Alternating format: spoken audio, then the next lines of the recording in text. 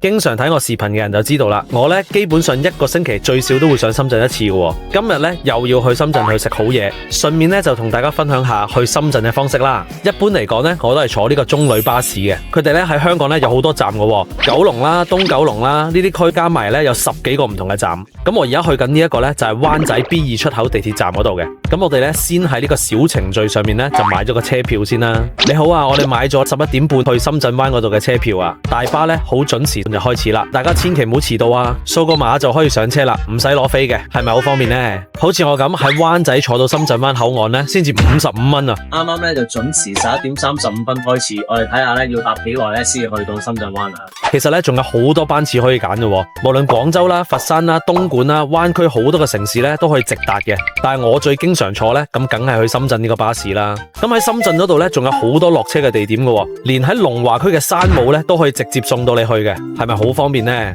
上車坐一陣，撳一陣電話咧，就到關口啦。好啦，話咁快咧就舒舒服服去到深圳啦。而家好肚餓啦，已經好急不及待去食嘢啦。如果今期嘅視頻對大家有幫助嘅話咧，記得點讚收藏。下一期咧我就再話俾大家聽喺深圳有咩好玩好食啦。記得點讚關注我啊！